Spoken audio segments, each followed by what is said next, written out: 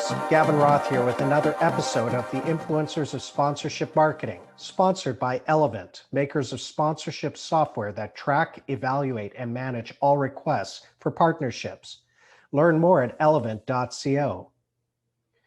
Nick Marullo is a dynamo. For 19 years, he and his team at Cinco have been at the forefront of experiential marketing. So it came as no surprise to me when I learned of his virtual experiential marketing platform called xSpace. I caught up with Nick to get the lowdown on how xSpace came to be, why it is so relevant in today's sponsorship marketing space, and how it is being used by brands and properties. I also learned about Nick's career journey, his mentors, and the evolution of Cinco. We discussed trends in the sponsorship industry, and given Nick has done extensive work in Asia, he shares insights into how sponsorship activations differ from North America. And of course, we wrap up with professional development advice. I hope you enjoy. And for more episodes of the Influencers of Sponsorship Marketing, follow me on LinkedIn, visit Apple Podcasts, Spotify, SoundCloud, YouTube, or check out rothrevenue.com. Nick Marullo is President and CEO of Cinco. Thanks so much for taking the time to speak with me today. Thank you for having me. Pleasure. So lots of ground to cover. You know, we've gotten closer over the last few months talking about an exciting project of yours that I want to talk about today.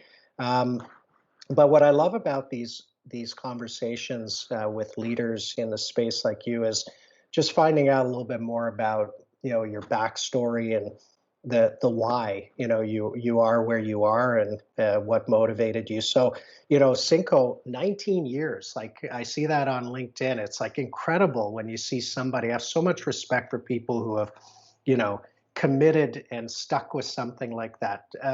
Like maybe before we talk about the evolution of Cinco, how and why did you get into the sponsorship marketing space? What drew you into this industry in the first place so many years ago now? Not that you look old. Thank you, Gavin. Well, the journey starts more than 30 years ago, and it starts with my own family. As you said, like I come from an Italian family.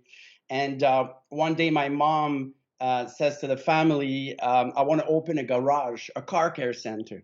And we're like, Mom, what the hell do you want to open a car care center? And she says, listen, I always feel robbed when I go repair my car. So I'm going to do a car care center for women, focused on women. Wow. So yeah, and a couple of years later, my mom was a Woman of the Year in the region. So it taught me to believe in community and the power of one-on-one relationship and, you know, bringing people together. So I learned very early on this in my career. Then you know, it's a secret, but I'm gonna say it. Yes, let's go.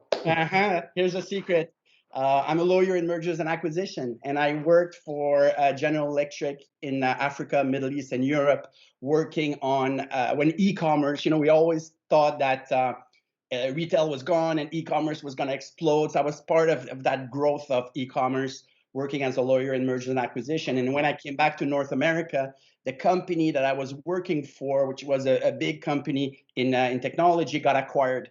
And in this acquisition, I got a couple of years of salary. So, you know, at one point you decide, what do you do with time on your hand and a little bit of dollars? So decided to start my business. And I went back to the teachings of, you know, my mom and what I learned when I was young, building communities of interest.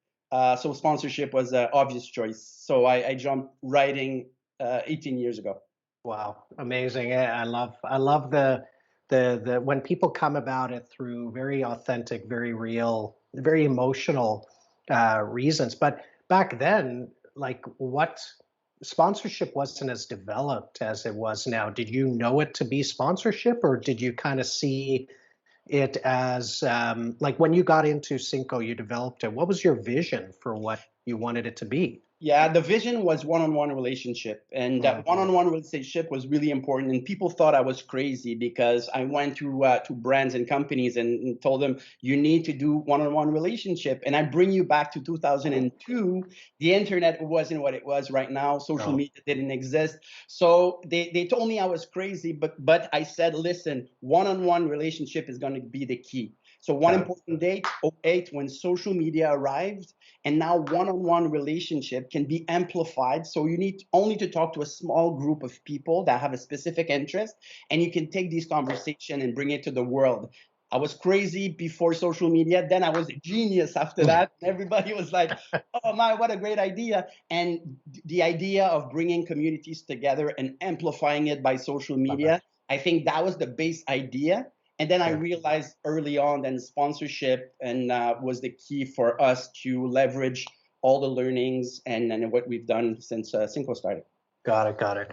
Um, so you talk about your mom very passionately. When I think of mentors, I got to believe she was a key one. Just speak about people who inspired you, maybe outside the industry, but also inside the space. Well, it's as I was saying, family is always important to me. So Mm. I'm gonna give you a quote from my father that always stayed with me: is that what people think of you is their business. So that really helped me be different and try new things and don't care about Don't what care. people thought. So the idea is, you were asking me when I started Cinco, the idea was to think 5 years ahead and what people are gonna want, even though it did not make sense before social media to talk to communities and things like that. So that I got this from my father. Now in the business world, I was very lucky since an early age. I was always close to captain of industries. I was close with some executive at GE Europe. But one person that really influenced me was the president of L'Oreal, Mr. San Juan, that really Mm, taught me ethics and respect in business. And the mm. reason why we exist for so long is that when you drive your business with ethics and respect with your partners, with your client, with the people you work with, I think this is how you build a business that's going to last and survive time. Amen. Amen to that. I agree. I think people have long memories. It's a small world, especially in Canada, right? I know you. We'll talk about the fact you touch many parts of the globe, but it's a small industry. So keep your relationships strong, your bridges strong, and well said. I like that. So yeah, let's segue to Cinco. A 19 years, I'm sure you've seen lots of different scenarios play out, some highs, some lows. Maybe just talk about the evolution from then Yeah. to today. So the adventure starts 19 Mhm. years ago, 2002. I think one important date for Cinco was 2008, the growth of social media. So one leg in digital and virtual, one leg in real life, and that was core of our business then. This is core of our business now. Real life is super important, and as we all lived it for the past year, I think we're all realizing that it's going to be a hybrid between both. This idea was there when in 2008. 2010 is where we created the Cinco Lab. So Cinco Lab is it's research and development at Cinco, experience and innovation. So basically, I spend most of my time, 8 months out of the year, traveling the world looking for startups, university, partnership with big companies. We try to be 3 years ahead to look at all the innovation and trends in the industry to bring it back to our clients, bring it back to start building new innovation. So that's in 2010, 10 years ago. 2015 was the day that our international expansion. We're a couple of kids from Canada, but we had big dreams. So we expanded to the US first, then to China. Through our partnership in China, the Olympics was something that we had. We started negotiating with the Chinese government and some companies over there. So from this, we got a partnership in Japan for the Tokyo Olympics. And then, because we were in the region, we looked at other big events. The Expo 2020 was in Dubai. So we made a partnership in Dubai. So for the last 3 years, I spend most of my time in the Middle East and Asia, looking forward to prepare the sponsorship around these big events. And that last milestone I want to talk about is for obvious reason, 2020. Yes. Beginning 2020, I was actually in Japan working on some projects for the Olympics. As soon as it was possible, I came back to Canada. It was beginning of January, telling the team and anybody that wanted to listen to me that it wasn't something small. I saw it in Asia. And when I came back, I actually prepared a plan starting in January to start, working on new innovation and knowing what was going to happen. And With the from pandemic you're talking about. exactly, sorry, the Yeah. pandemic, yeah. And what happened is that right from there, we jumped into R&D. We already had a lot of things in the works and preparing the next step for the pandemic, but most of all, trying to create the blueprint of the future. Because what the pandemic teach us, and I think everybody around the world, is that it's a moment to stop. It's a moment to refresh, rethink. It's also not the moment to stop investing and dreaming in what we do. So research and development was super important for us always. So during the pandemic, we doubled down on research and development, making sure we understand what was going on. And one of the things, I think there's a unique opportunity right now because everybody's willing to try things, whether it is like the companies, the brands, the property, but most of all the fans. They're willing to, try new things, and I think it's a perfect opportunity for the industry to get together and start building the blueprint of the future. Well said. Yeah, it's crisis has a way of kind of removing innovation inhibitors, right? Like anything that keeps innovation down, it's now the lid's off, right? And I think you're right. I like what you said there because we tend to look at it from companies and brands are doing different things, but let's look at the consumer as well. The consumer is showing adaptability and willingness to try different things. And what you've done, and we'll talk about xSpace, is you're perfectly positioned to create that bridge, that glue between the brands and the consumers in this new world. Before we go there, though, you talk a lot about the Olympics. Obviously, it's on the very near horizon here. Can you talk about what you've done for Tokyo? Like what would Cinco's role, presence? How have you touched Yeah. that incredible property? Well, over the last 3 years, we made two very important partnerships for the Olympic. We made a partnership in 2018 with Beao, which is a huge company in China that took care of the opening ceremony and other projects for the Olympics in '08. And they also had the mandate for the Olympics in 2022, the Winter Olympics. So Right, we made a Beijing, right? Yeah, exactly, Beijing. yeah. And the idea was not to bring Cinco in China, but to bring the lab in China. I think Canada has great innovation. And for the last 10 years, we've been working on methodologies and toolkits and modules to be able to bring innovation faster and create storytelling much easier online. So we brought the Cinco lab in the office of our partner in China to be able for them to have access to the lab and be able to propose Canadian innovation right from their office in Beijing. From that partnership in China, right away I went to Japan and I made a partnership with Dentsu Live. For those that know, the huge ad agency in Japan, and Dentsu won most of the contracts for the Olympics in Tokyo. So I used the same model. We took the lab from Canada, created an office inside the office of Dentsu in Tokyo, and started working on Olympic projects, mostly on the sponsors and some of the activities that the Olympic Committee had. All in preparation for 2020. That's the reason why I was in Japan in January. And then the pandemic hit. It was a huge problem. I was part of think tanks trying to understand what to do, what to do with the sponsors, how's it gonna work. But right away when all of this happened, I think for me it was very important to come back to Canada, make sure that my team was okay, make sure that our clients were good. And now the Olympics, they're going to do it in Japan mostly without fans. So I think the interest for the sponsor goes to broadcasting a lot more than that. But the reason why we created the xSpace was leading up to the Olympics to be able to create virtual gathering almost as good as real life. So that's kind of the journey that led us to the Olympics. Got it, got it. So a lot of those plans that you had in place that were going to debut in through 2020 were reliant on fan engagement, and now that got that got disrupted. So so you've brought it back here. You've developed it further. You're implementing it here in North America, which I've gotten a little bit of a the teaser on before. Yes. But will we see anything over in Tokyo, or is it all dependent on fans, really? It's the way we build those virtual gathering space, they're based on fan engagement, they're Yeah, based on a lot of sponsors.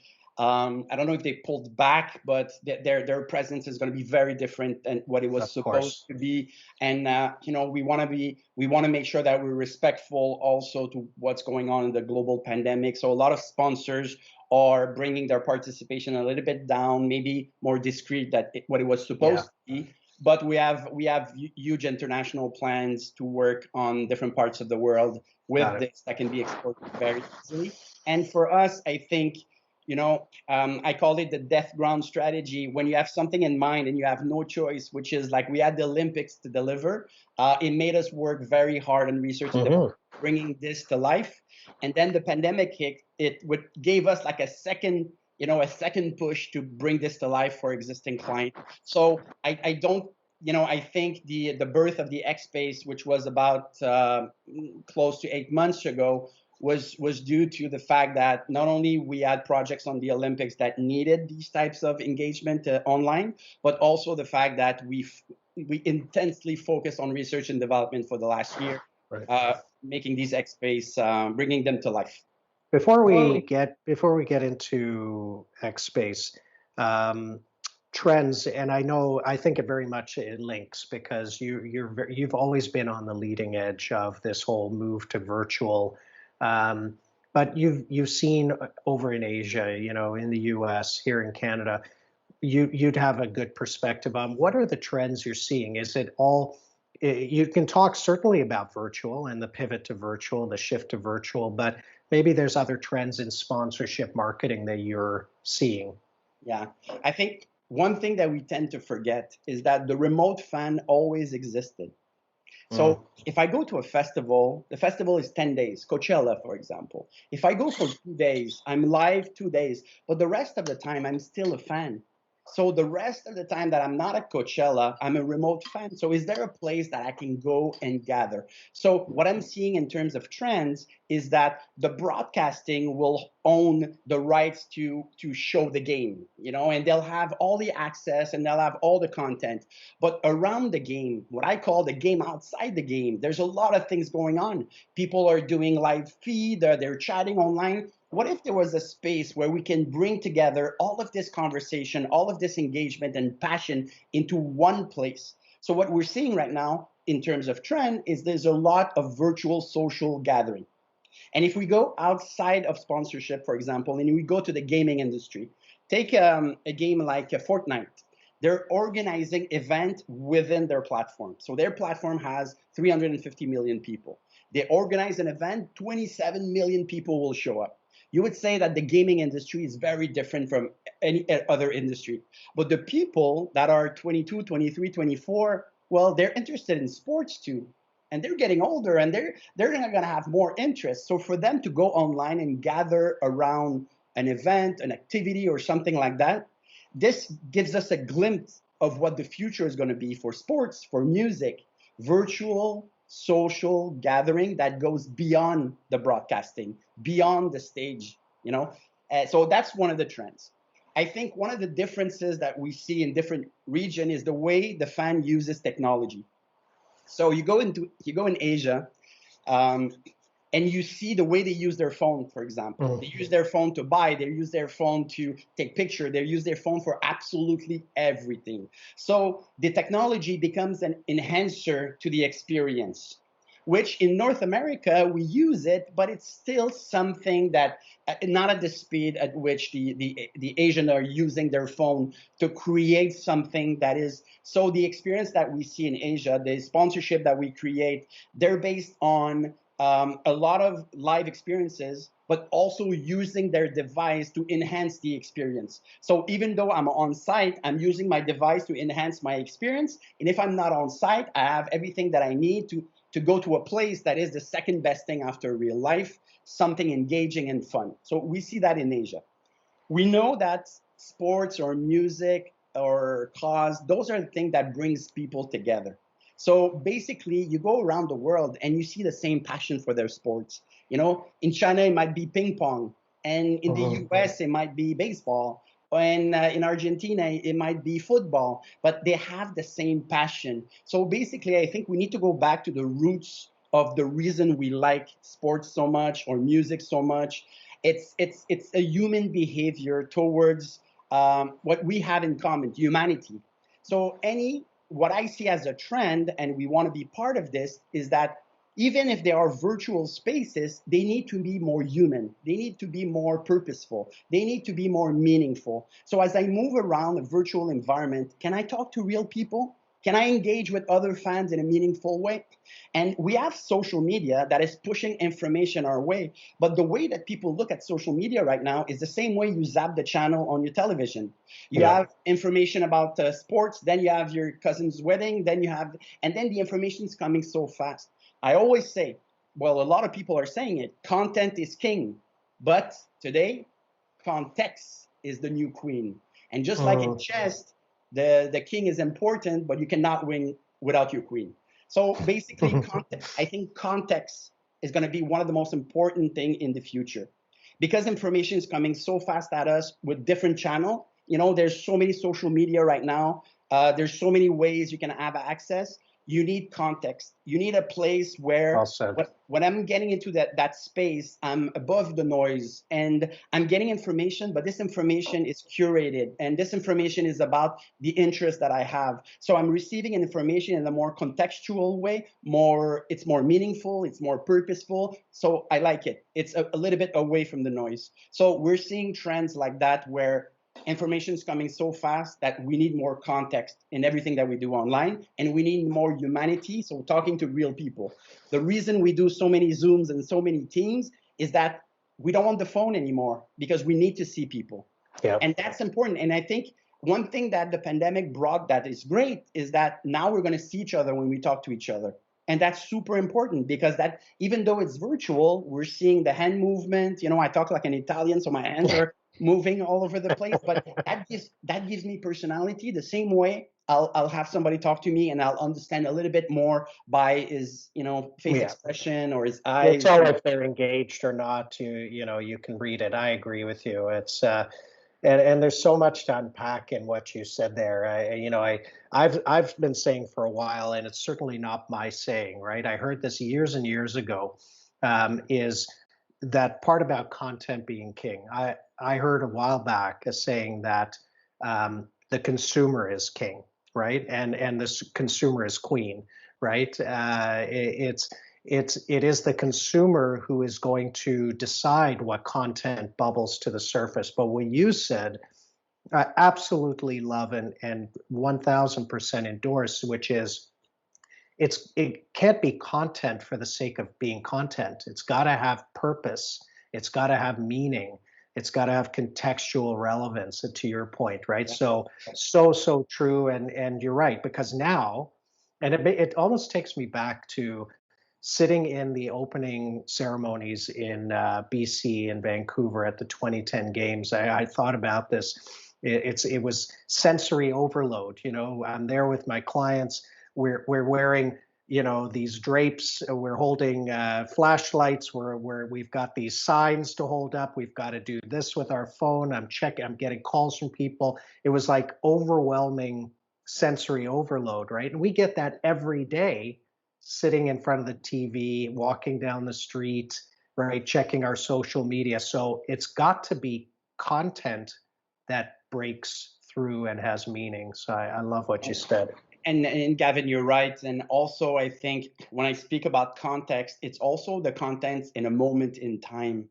The reason you got excited because you were proud of your country, you were proud of the athletes, it was the Olympics. A lot of people watch hockey during the playoffs, but it's all contextual in terms of a moment in time, the playoffs, and the sports, hockey, that is, our favorite sports. So I think it's important to see also that, let me give you an example. My family is Italian. I'm Canadian 100%, except during FIFA. I'm Italian and I'm part of the action. I want to be there. So the idea of while I'm watching FIFA, And Euro's coming up, right? Exactly. During the Euro too. I'm down with the Italians. So I want to see Italian flags. I want to be part of something. So the being part of a community is not only give me information or content that makes sense for me, that is purposeful, but in time, during that period in time, which are the playoffs for hockey or FIFA or the Euro, well, my context is a little bit different. Now I want to hear about the Italians and I want to be part of the Italian. And so it's context is not only the purposeful, the meaningfulness, but it's also the moment in time that is also important. Well said. Well said. Let's shift to xSpace. I mean, obviously, it taps into this whole all the trends you're seeing. Talk about. You said it was born 8 months ago, but I'm sure in many ways it goes back further than that because you've been developing for a while. Talk about development and what it is. Yeah, the research and development started 3 years ago. The idea started a long time ago. So 3 years ago, we wanted to find a new way to engage online. We know that in sponsorship, live will always be the most important. But as I said before, remote fan always existed. So we were trying to find a way where how can we touch the remote fan in a new, more dynamic way? As I was saying, more contextual, more meaningful. Social media is great, but it's bringing the information at such a fast speed. So first, we started thinking, how can we find a way to engage online? Second, with the trends, we said, let's organize a gathering place online. So a virtual gathering place, because any sports or any music or it has their broadcast. So the broadcast is very important. But what we realize that there's a lot of conversation, there's a lot of subject, we can peripheral subject. When I talk about hockey, I can talk about nutrition, I can talk about exercise, I can talk about a lot of things. And what we realize is that by creating those virtual space where people come together at a moment in time to have conversation, it brings together a lot of conversation that people are having out beyond the broadcast, beyond the game. And you can talk about the game, but there's so many things you want to talk about. Let me give you a concrete example of what that could be. So a lot of people around the world are a fan of Manchester United, the football club in Manchester. So what if you and I, right before the game, the other football club in Manchester, right? Yes. Lately they've been the number 2 football club in Manchester. I know. But no, I mean, when you talk about value of a sports brand, Man U is as big as it gets, one of the biggest in the world. So yes, and they have, but I'm just taking, a big sports franchise just to emphasize the idea, but the idea will be the same for the local curling club or any other sports. The idea is, let's say you and I, we are able an hour before the game to go into a virtual English pub right before the game and engage with local fans. So basically, as I move into the virtual environment that looks the second best thing after real life, that is photorealistic in an English pub, I have information about different things, the players, the game. I have a live feed to the practice, for example, that they're having before the game. And at one point, I go to the right-hand side and I tap on a screen, and then 5 guys around a table in Manchester are drinking a beer and they're talking about the game. And you and I are part of this video conversation about 5 local fans of Manchester just talking about the game. And then for 5 minutes, we're engaging with them. And then we move. And you're actually engaging. Like this is not you watching an old recording of a conversation. Tom, Paul, Mark, and they're all there and they're having conversation about the game, and we're in Manchester and we're talking to them. So this idea of an hour before the event. So the context, it's an hour before the event. It's a tailgate. It's in a virtual club in Manchester, and then we staff this virtual environment the same way we staff an event. So all of these guys are real fans. We have, we can have other people that can talk about nutrition because we're in a pub and maybe we're interested in this. My girlfriend not interested in football, but she's interested in nutrition, in exercise. So maybe she wants to know more about this. So that virtual gathering space, an hour before the game, then the game starts. Well, when the game starts, I'm watching it on TV or the OTT is going to have the right to broadcast it. But then I keep my xSpace and I tap on a screen and now I'm part of a 50 people video call where with ex players we're talking about what's happening right now. So part of that community that was at the club before. And I think we see virtual and live very separate. We need a perfect synergy between those. And the reflex that we're having in real life, hopefully in the xSpace will have the same. For example, if you and I are going to a Maple Leafs game, the first thing I'm going to ask you, what do we do before the game? Do we go for a beer? Where do we meet? So why can't we do it virtually and say, let's meet in the English pub before the game? And then we go there an hour before and there's chat, there's information, there's all kinds of. You almost feel, I feel like if I was doing that, I'd feel compelled to go to my bar at home, grab a Guinness and hold it in my hand while I'm enjoying this experience, right? You see, like nothing is going to replace live, No. okay? But you and I are going to go to Manchester maybe once a year, Yeah. but to bring people closer together, and even the people that are not that are physically in Manchester are going to be able to enjoy this. Another thing that is super important, we talked about content a little bit. Inside these spaces, we need different types of content. We need the traditional capsule that's going to tell us about how the player trains and give us like generic information about this. Then we're going to have brands that are going to get involved, like sponsors. You know, they want to be part of this. And the same way that we did for the past 15 years of creating live activations, we're going to do the same thing online. Meaningful, purposeful, a good integration. So brands are going to be present there. Then you have the UGC, the fans, the user generated content. The fans are going to, we're going to have all kinds of experiences. It's going to create content. Maybe the trophy appears in your living room using WebAR. You post that. We take your hashtag. We bring it back into the xSpace.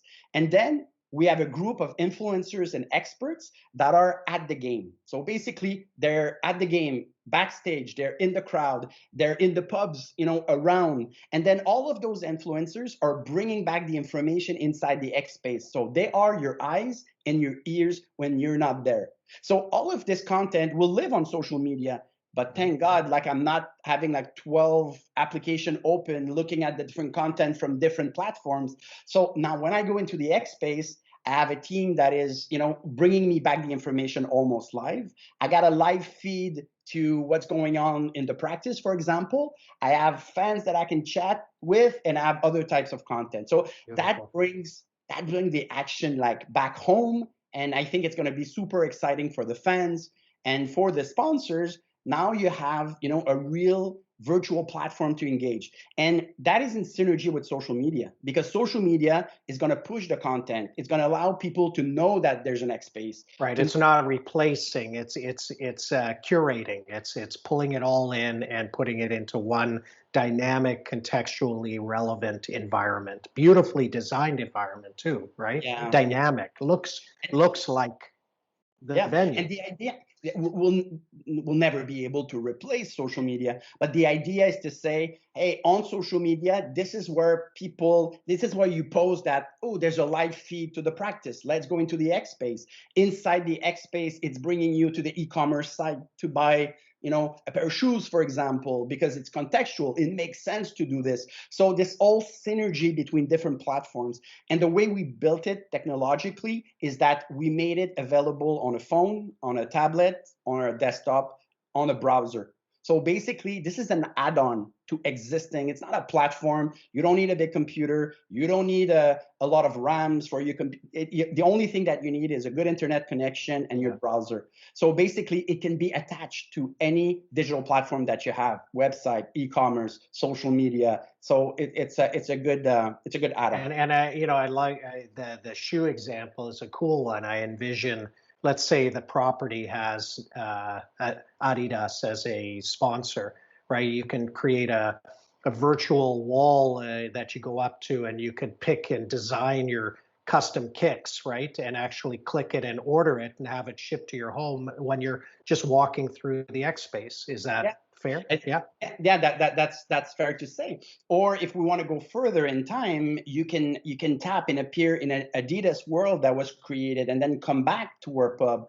Or basically, maybe Adidas made some investment in some digital platform that they already have. So maybe we're pointing to that digital platform. The whole idea, it's about storytelling. If it makes sense for the fan. So if I'm learning about how the players train, for example, maybe it's normal that we talk about Adidas and the shoes that they use, and then that Yes. leads me to any type of conversation. And if it makes sense, maybe there's a person from Adidas that talks about how the Yeah, a players. virtual assistant, right, who can kind of help you. Um, no, and you talk about that brands. I think a lot of brands have been investing in virtual and digital content. So your point is, and let's use auto as an example. A lot of automotive brands have dynamic um, tools for a consumer to go online and look and touch and feel virtually their cars and customize it. I think what I've seen, a little snippet, is you can bring a version of that into the xSpace. So it's not like you have to reinvent the wheel, right? You just plant that car, though, in this dynamic stadium environment. But when you go up to it, you can actually borrow, am I right? Like some of the existing technology, use it that they've already created and brought to the event, the virtual event. There's a lot of asset that can be used inside the X space. I think what it brings to the industry, I think it brings limitless integration. So being able, for example, to integrate a car is one thing, but why would I have a car on on the ice? Well, the car is part of a journey where, and then maybe a little bit later, the car is part of a treasure hunt, for example, where you need to get information and get inside it. Well Or said. because it's a virtual space, I can go check out the car if I want to. Because not only I'm a fan of sports, I'm also a fan of Ford.